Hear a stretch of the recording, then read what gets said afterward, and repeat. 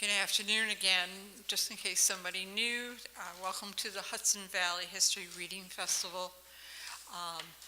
I am speaking as president of the Poughkeepsie Public Library District, so I am honored to be co-sponsoring this with the Roosevelt Library. Just in case you haven't heard, I'll remind you again, June 30th, the library reopens. Very excited. It's just new and different. And then as a friend, if you're around the Hudson Valley, Father's Day weekend, and you'd like to have some good reading, the Friends have their annual big June sale, June 14th through the 18th. And as some of you heard me say before, over 200,000 items. But I'm honored to introduce our final author. William B. Rhoads is a professor emeritus of art history at Suny, New Paltz, where he taught from 1970 to 2005. His publications include studies of the colonial revival architect and Franklin Roosevelt's sponsorship of architect and art. Rhoads' Kingston, New York, the Architectural History and Guide was published by Black Dome Press in 2003. But today he's going to speak about his most recent book, Ulster County, New York, Architectural History and Guide. And so I would like to present Professor Rhoads.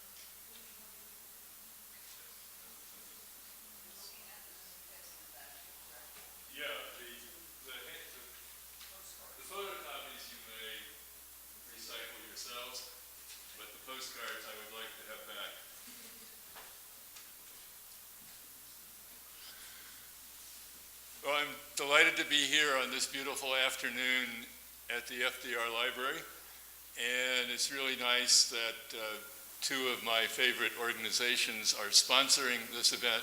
By the way, can you all hear me? Two of my favorite organizations, one, Adrian's Library, or the Poughkeepsie Public Library.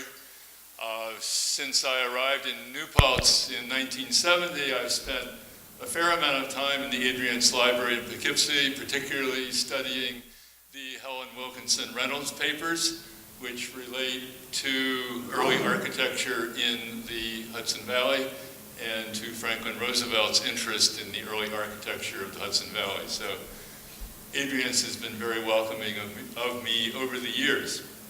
Also, I have profited from the welcomes of the Franklin D. Roosevelt Library, and I actually spent my first sabbatical year in the late 1970s here at Hyde Park in the library, and it was one of the high points of my young academic career and resulted in several publications, and even the most recent book in part derives from that sabbatical here in Hyde Park in the 70s. Okay, so the book. The book, Ulster County, New York, the Architectural History and Guide, was published a year and a half ago or so by Black Dome Press. And I see seated in your midst Steve Hoare, who could raise his hand if he weren't. Yes, there he is. Steve Hoare is the publisher with Black Dome Press, and he has been marvelous to work with. I'm very proud of the book, and the success of the book is in considerable degree thanks to Steve. Okay, how did the book come about? The book came about because I was a convert to enthusiasm regarding Ulster County and the Hudson Valley. I grew up in central Pennsylvania in the city of Harrisburg. I went to college and graduate school in New Jersey, and then with wife and little baby, we arrived in New Paltz, where I had my first teaching job in 1970. And my courses included American art and architectural history, and I was always interested in what art and architecture was in my environment, whether it was Pennsylvania, New Jersey, or the Hudson Valley. So I developed a course called The Art and Architecture of the Hudson Valley at Suny, New Paltz in the 1970s, and this book from 2011 is a consequence of that course and then building upon that course, which I very much enjoyed teaching. I retired gradually around 2005, and that then provided me with time to work on the book full time. And it was, again, a great pleasure to do the research, often with my wife in the shotgun position in the automobile. And we would travel the highways and byways of Ulster, in addition, of course, doing library and internet research. The book covers the 20 towns of Ulster County, as well as the city of Kingston. A previous book of mine, also published by Black Dome, covered the city of Kingston more thoroughly, but this book also covers Kingston as well as these rural towns in the hinterlands of Ulster. I just met a gentleman who hails from Sundown in Ulster County. Few of us have been to Sundown, but it is in fact the home of one of the buildings which is covered in the book in the town of Denning in the western hinterlands of Ulster. Okay, so it covers buildings which survive. It also covers buildings which have been demolished. It covers buildings which are easy to see from the road. In fact, that was one of the criteria I used. I gave preference to buildings which could be seen from public sidewalk or public road. And so this is a guidebook intended to be carryable in, well, maybe not in your pocket, but at least by your side in the car. As far as what I will read from this afternoon, I thought it would be appropriate here in Hyde Park to read about two buildings which were sponsored by Franklin Roosevelt's New Deal. Two post offices, in particular, one in Saugerties and the other in Ellenville. Franklin Roosevelt, as you undoubtedly know, was responsible for the design of the Franklin D. Roosevelt Library.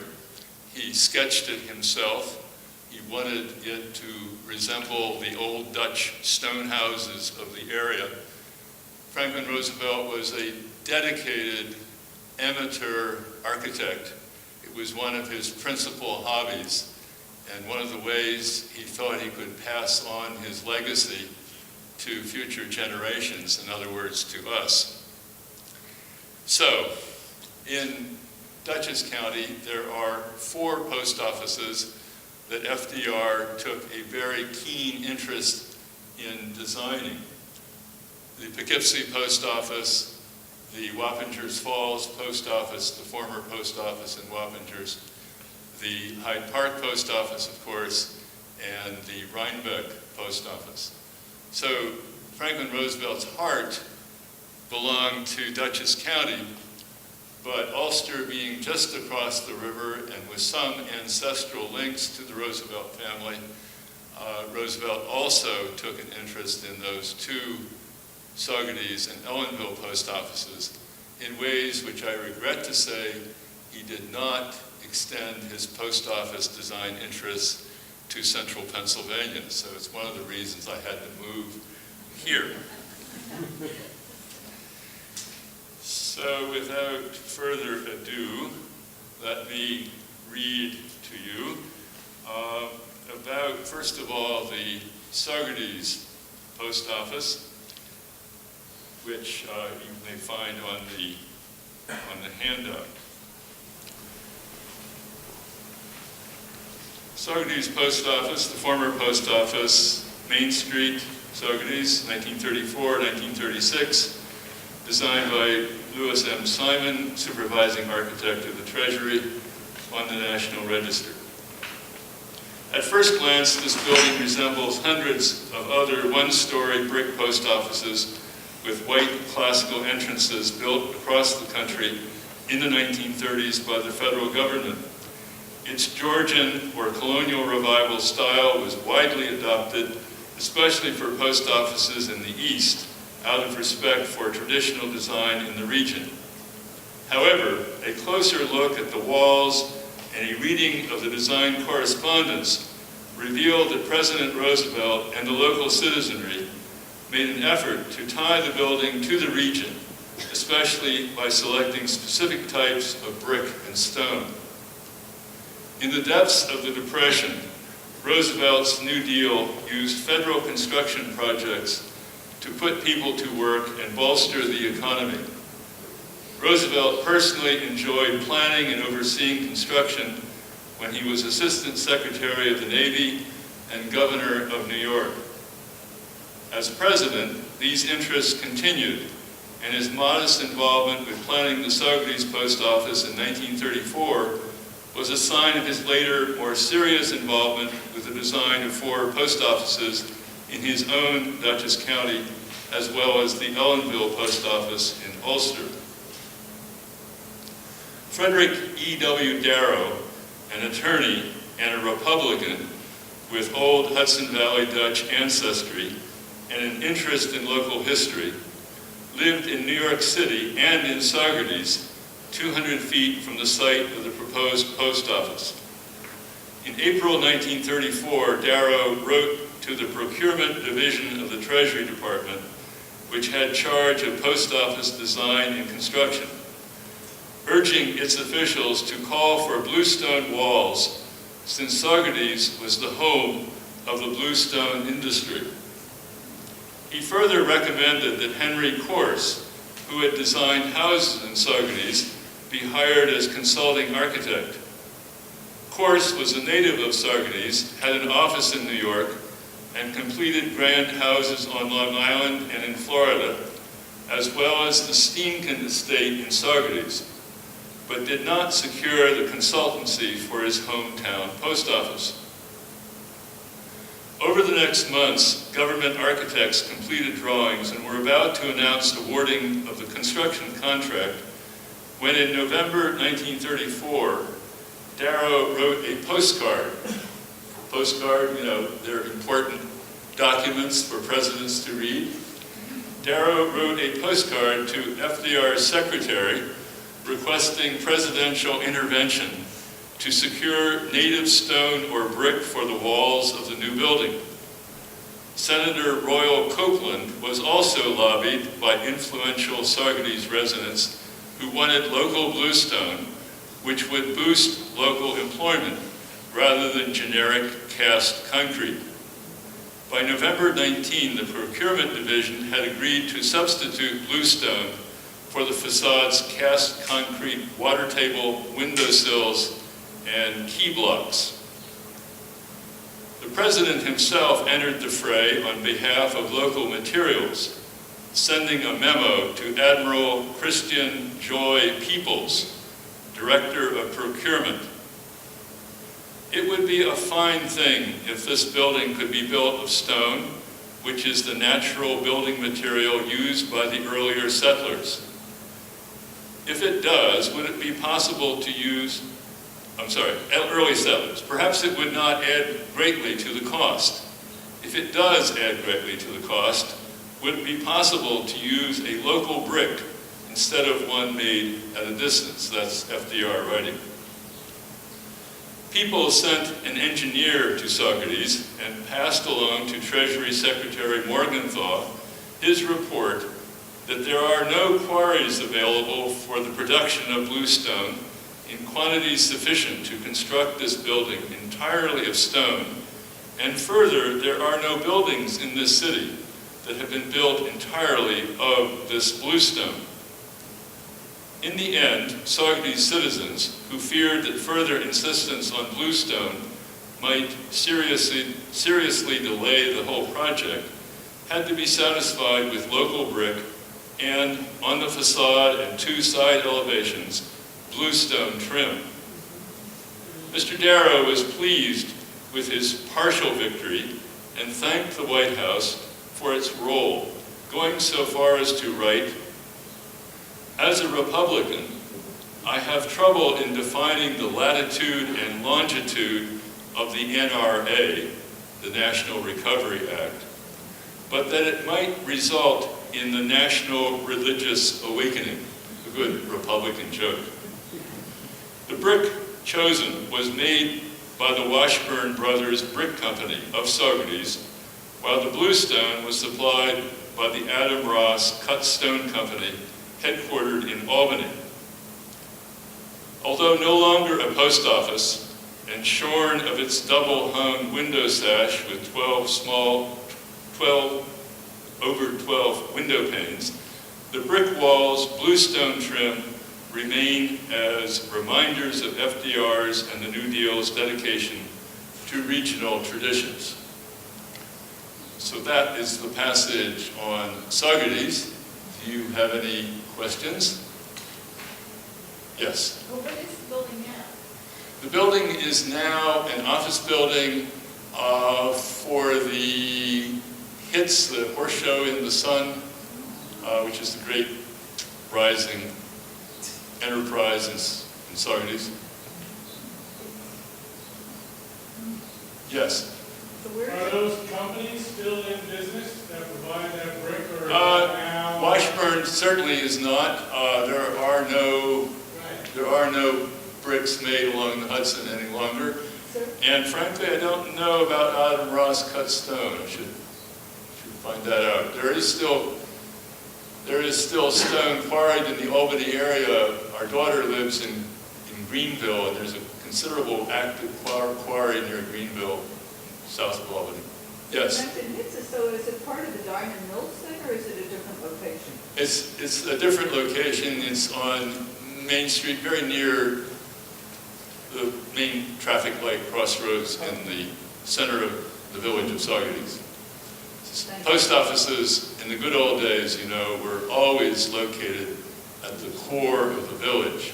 Now, of course, we want post offices to be way out where you can't walk to them. It's much more convenient to be able to drive instead of walk. Well, maybe not. Yes?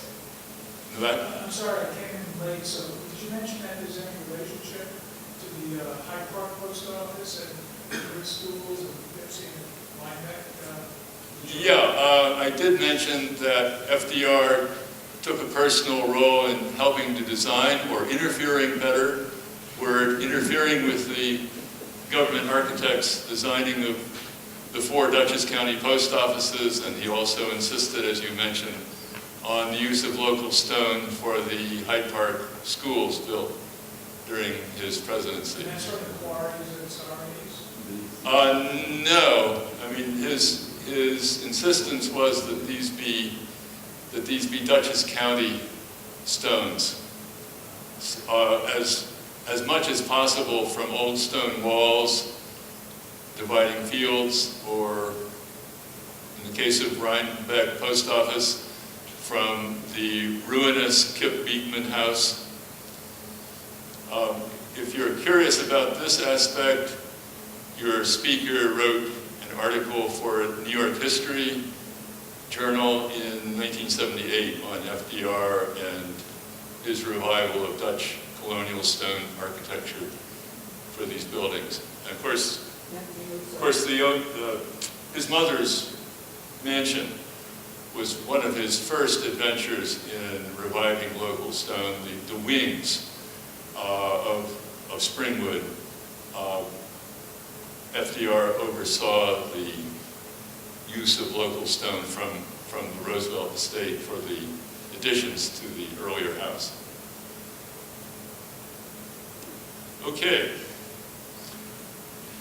So then moving from Saugerties in the northern part of Ulster to the town of Woolwarsing and the village of Ellenville in the southern part of Ulster.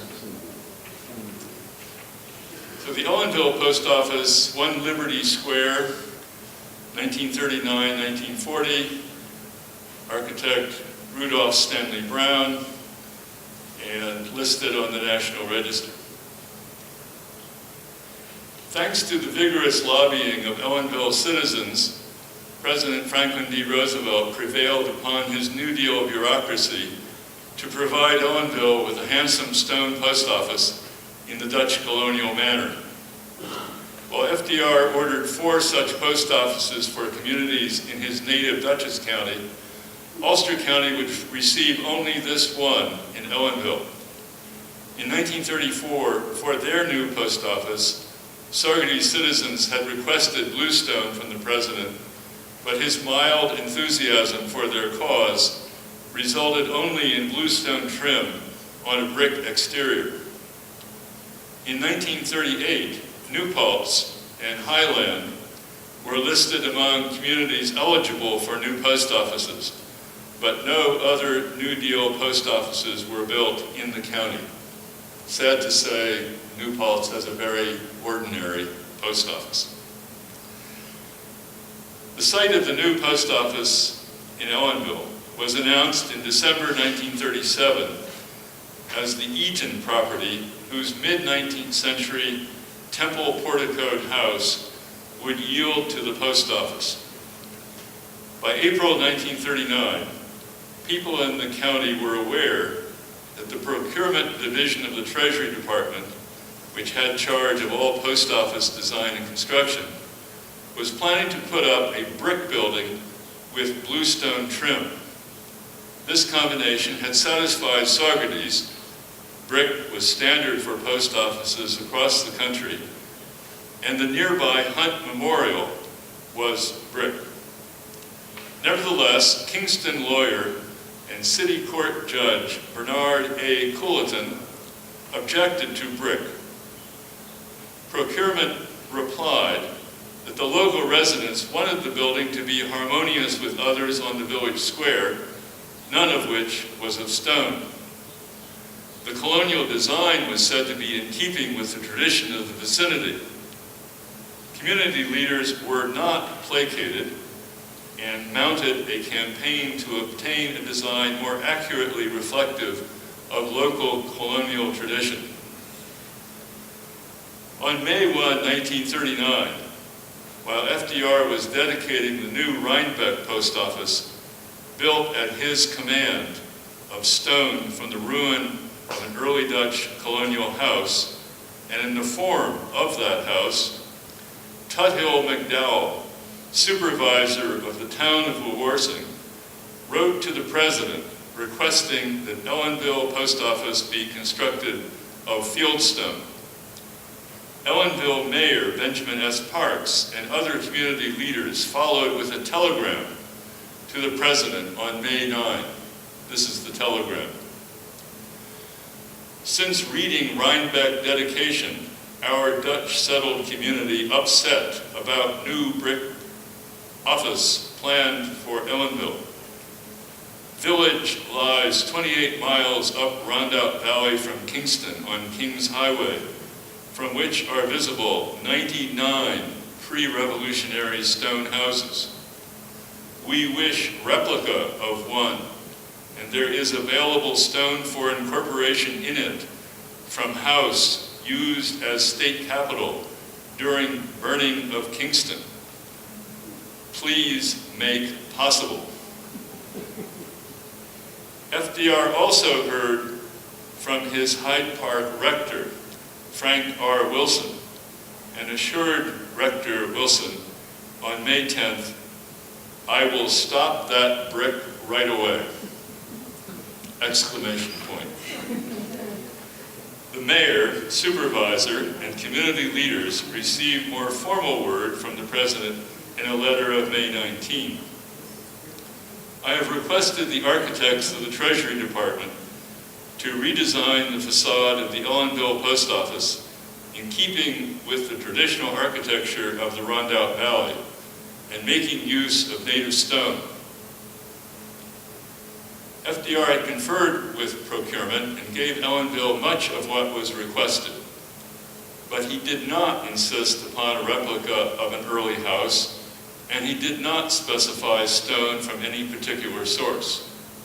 The source recommended by Mayor Parks, the Johannes Hardenberg House in Wawarsing, had not in fact been the temporary state capitol, but had served as a repository for state papers. Moreover, Ellenville was too remote from Hyde Park and the homes of his ancestors to stir FDR to strive for the level of historical accuracy he had demanded for the Rhinebeck post office. Rudolph Stanley Brown was the architect assigned by procurement to handle the revision of the post office design. He had excellent credentials. Grandson of President James A. Garfield, educated at Yale, Columbia School of Architecture, and the École des Beaux-Arts in Paris, and a successful practitioner in Cleveland before the Depression made him turn to government work in 1934. Most important, when designing the Rhinebeck post office, Stanley Brown had managed to satisfy FDR's exacting historical demands. By May 24th, Stanley Brown could report on a quick tour from Kingston to Ellenville by way of Old Hurley and Stone Ridge, stopping to inspect and photograph the stonework of many of the old pre-revolutionary houses along that route, and examining possible sources of stone supply.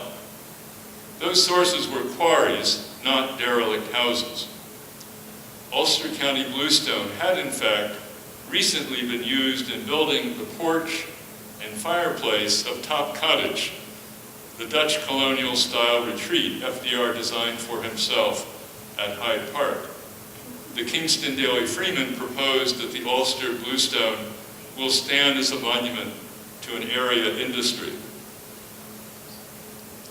On June 2, FDR was shown Stanley Brown's drawing for the revised exterior and was told that it reflected his study of pre-revolutionary houses in the Rondout Valley.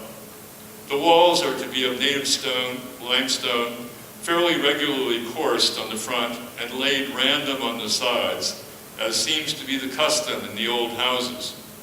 The entrance door, windows, and trim are in character with the Dutch work, and the whole design, while not a replica of any one building, is in keeping with the traditions of the Rondout Valley.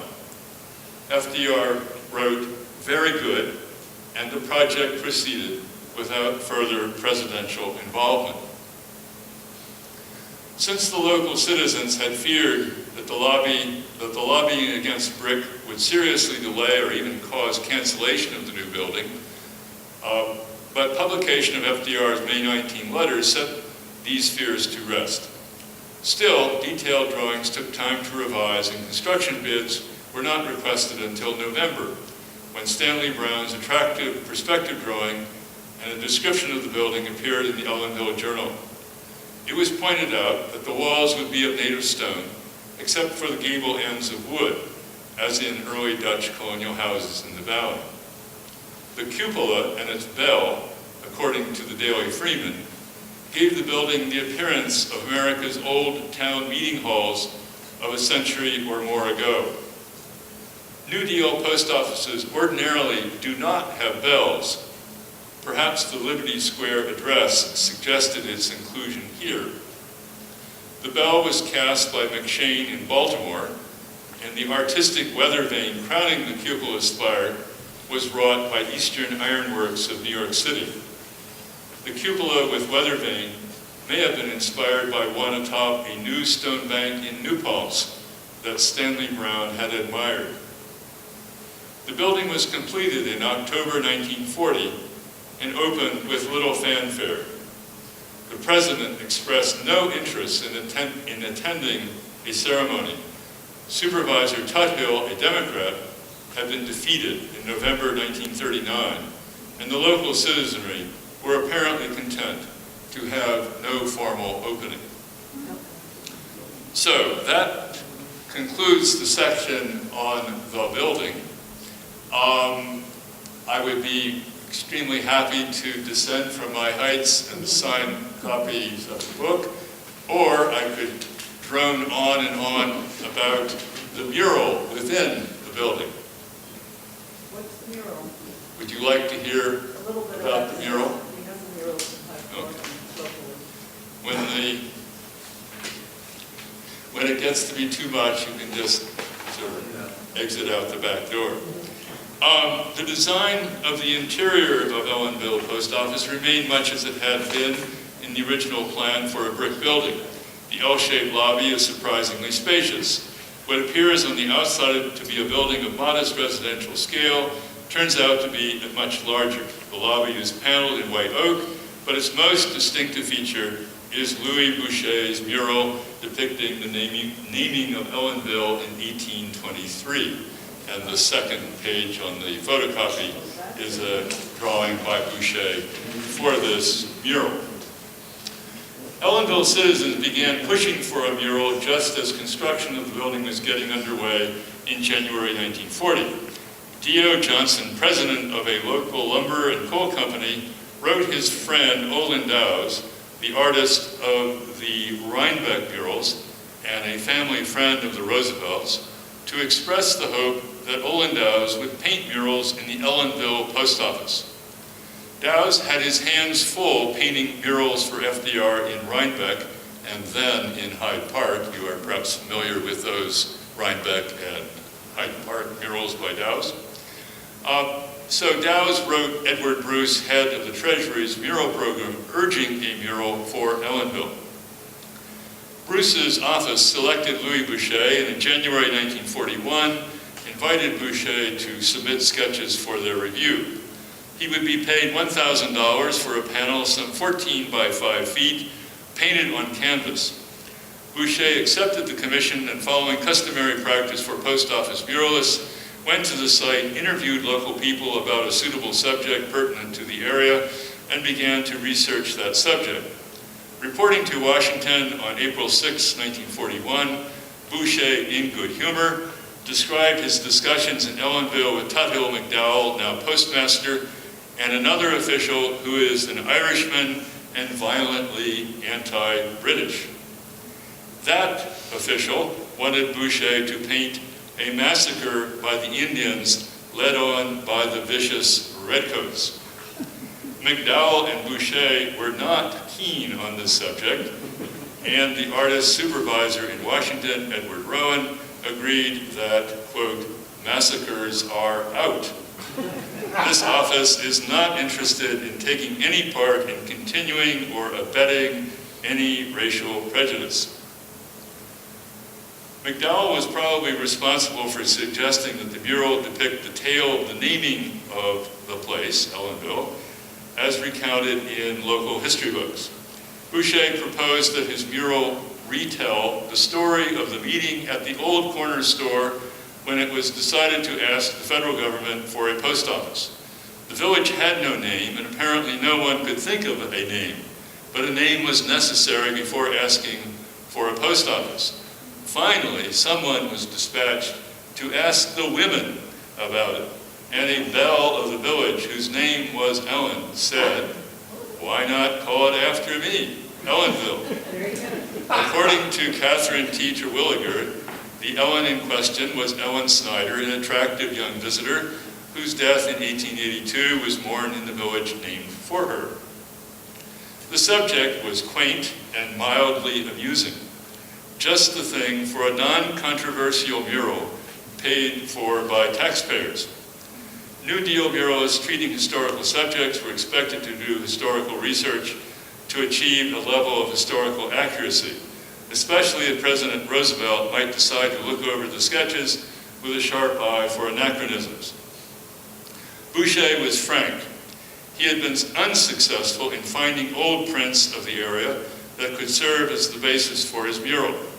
So he was obliged to rely on his sketches of the current landscape, particularly the mountain background being the famous Shawangunk Bridge. Since the original site was now crowded with stores, the artist sketched from atop the library, the WCTU, and the mayor's office. Because portraits of the 1823 participants were not known, Boucher proposed using the faces of current post office staff. Costume models would also be used. No word reached Washington about the source of the store building that appears in the mural, a wooden building with simple classical details. It is an appropriate backdrop for an 1823 scene, but it is unrelated to the president's Dutch colonial enthusiasms. The front of the store is populated with 3 seated men, idle personages of the sort commonly associated with 19th century country stores. More dramatic are the well-dressed men standing in the center and approaching from the left, several with uplifted arms. Boucher represented the moment when Charles Hartshorn, the store owner and soon-to-be postmaster, returns from meeting with the ladies of the community and announces that one of them, Miss Ellen Snyder, has offered her own name as the village's. As recounted in Sylvester's history, Hartshorn reported at the store where the name was accepted with a shout. Unfortunately, the scene chosen is populated only by men. And so young Ellen, who was living in Dutchess County in 1880, is not herself portrayed. Boucher was a New York artist with a national reputation. He could be condescending about Ellenville. He told Rowan, "I've met nearly all the big shots of the town, and they really don't catch on very quickly." And like many artists, he found the New Deal's preference for artistic realism annoyingly restrictive. He wrote Rowan sarcastically on another occasion that his sketch of the landscape, quote, "looks very much like Ellenville, which I think is most important for the future stamp and money order purchases of the community." FDR never scrutinized the sketches, but Rowan quickly approved a color sketch in June 41. In February 42, after the attack on Pearl Harbor, Rowan wrote admiringly of the just completed mural. The mural is signed Louis Boucher, 1942, which he knew only from a photo. He judged it a very amusing and entertaining painting with a good deal of life and quiet charm that seems particularly fitting to the time of the scene. There is a sweet note of good fellowship and nostalgia, and I'm sure it will be well liked in Ellenville.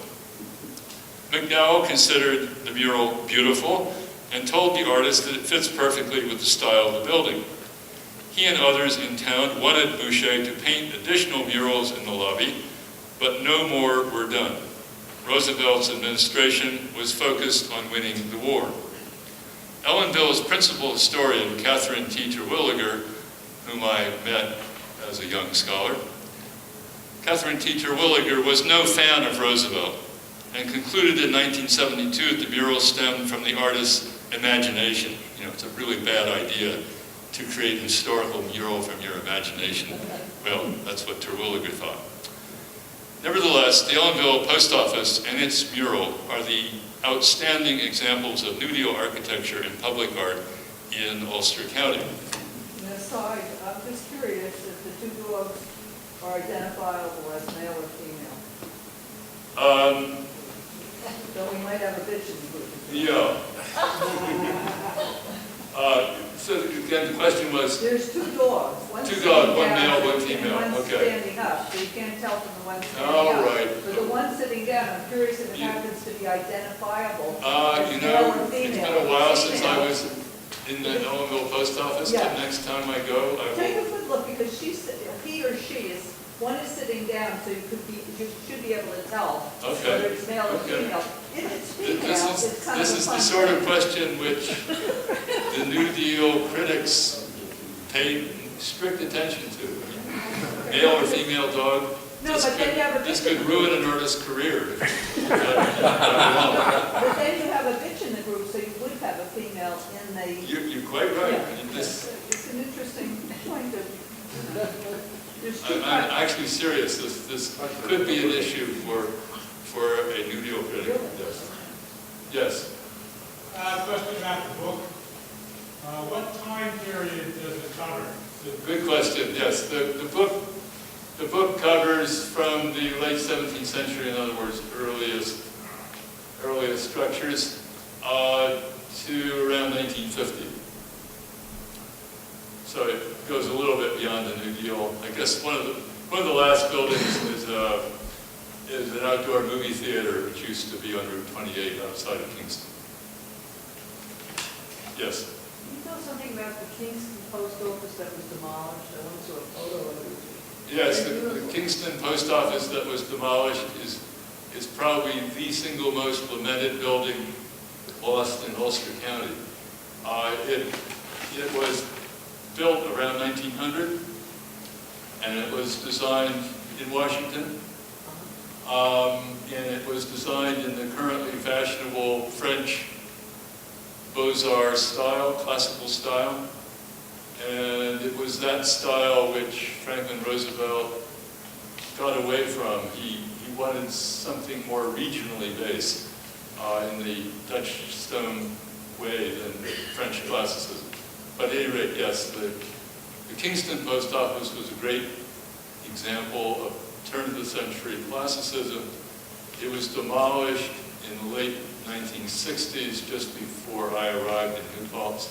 But everyone ever since has said what a tragic loss it was, and the fast food joint went up on its site. Yes? Exactly where was it located? It was located on Broadway at where Pine Grove Avenue comes in.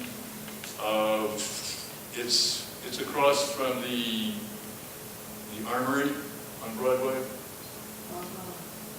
a little west of the high school and City Hall. Actually, it's across from the new Rite Aid, the humongous Rite Aid, which destroyed another landmark. The YMCA is in that area? Yeah, it's in that intersection. I guess the first one's Planet Wings must be the one where it is. Sorry? There's something called Planet Wings. Yeah, that's Planet Wings is the sacred turf. If you were to choose, do you have a favorite building of this research? I like your talk very much, you know. If you were to choose, do you have a favorite building? Do I have a favorite building? I have several favorite buildings, and of course, being sort of sentimentalist and regretting loss, one of my favorite buildings is in the process of being lost at Yama Farms, a private resort outside of Ellenville, which was a wonderful arts and crafts log structure.